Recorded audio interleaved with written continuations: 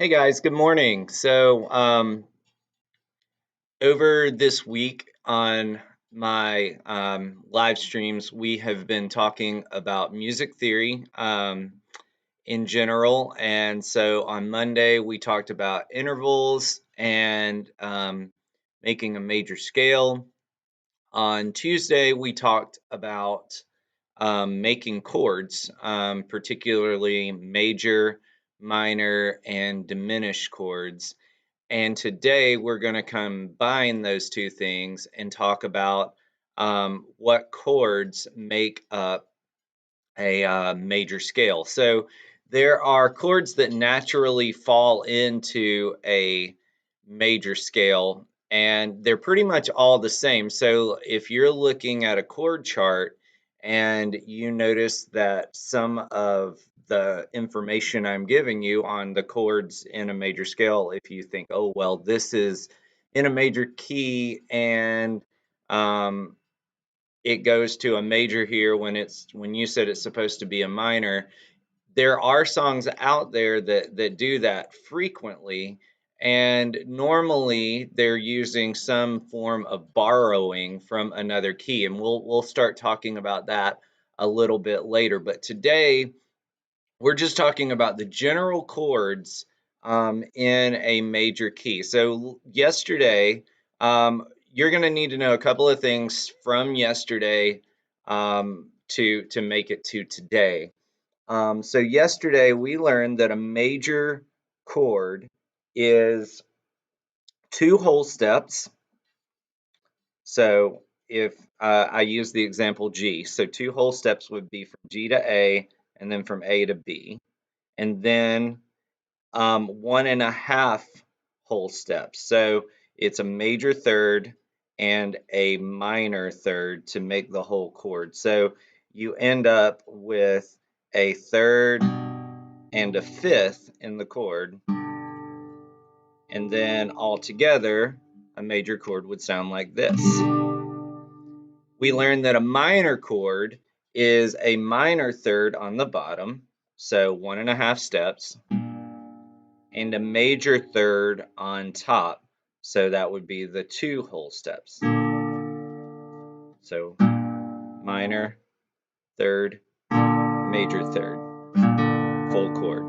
And then we also learned a diminished chord is two minor thirds. So it would be this on top of this. All right. And that's pretty much all you need to know for major keys. So let's start with a key that most people are familiar with, and I've been using G this whole time, so let's just stay with G. So G has one sharp in it, and I know that because of what we talked about making a major scale. So G has the notes G, A, B, C, D, E, F sharp, and then ending on G. So G, A, B, C, D, E, F sharp, G. And so if you only use those notes, then all of your chords are going to turn out a certain way every time. So your first chord, your one chord, is always going to be a major chord. So that would be the G major chord. Your two chord, so the second note in the scale, is always going to be a minor chord. So we've got G, B, D. Then going to the minor A, we've got A, C, E. And then after that, you've got a B minor chord. So that would be the third chord. So G, A, B minor. Then a major C. Then a major D. Then a minor E. And then we're going to end with a diminished F sharp. All right. So the only chord in here that's a little funky and is not really used that much, but some of the notes in it help us when we talk about voice leading a little bit later. Some of those notes help us get to other chords, and we'll talk about that when we talk about borrowing in the form of secondary dominance, because we have certain sounds that tend to want to collapse in on themselves a little bit, and we'll talk about that a little bit more later. So let's go through those again. So in a major scale, the one chord, the first chord in the scale, is always major unless you're borrowing outside of the key. The two chord is minor. The three chord is minor.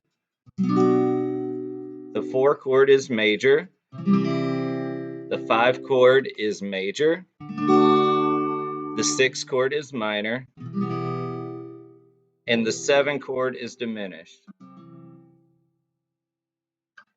And then, so basically, if you look at in most of your songs out there, it's going to follow that pattern. So I would say find a song, check it out, and see if I'm right on these. And if you have a question about, hey, well, it goes to a major chord here, I'm going to start analyzing some of these. So if you have a song that you would like me to look at and break down like what is happening theory wise on it, then leave that in the comments below and we can talk through it a little bit later. Tomorrow, we're going to talk a little bit more about how to use these chords. Um, so, like I said, there are chords that our ears, like I said, this stuff is just our way of trying to explain things that have already been written. So there's no rule necessarily. It's just more or less trying to describe why we like what we like, or why we liked what we like at a period of time, and why that works. So tomorrow we'll talk about um, some of the chords and how they relate to each other within a major key. Um, if you have a topic, guys, that you would like me to do later on in these morning sessions, then let me know. Next week, I'm gonna actually veer off of the chatty part, and I'm gonna just do some lessons on some requests and some of the Halloween songs that I've uploaded already. So I've got a couple of requests that I'm behind on, and I was going to use next week as a time to catch up with those, plus do a little bit more detailed work on the Halloween songs. So I hope this helped you just at least know the layout of major and minor chords in a major key. And hopefully knowing this will help you if you're working on learning songs by ear. It helps you predict sometimes what's coming next, and then what we talk about tomorrow might even help that even more. All right, guys, I hope you enjoyed this video. Check out, I am going to release a couple of shorts today, and then I hope to have Tubular Bells out tomorrow. I'll see you guys next week. Don't forget, or tomorrow morning. Don't forget to subscribe and follow me on Instagram. I don't talk about Instagram very much. On my YouTube channel, but follow me over there. I'm trying to use it a little bit more. So as I get going on that a little bit more, I'm gonna start posting quick tidbits over there as well. See you tomorrow.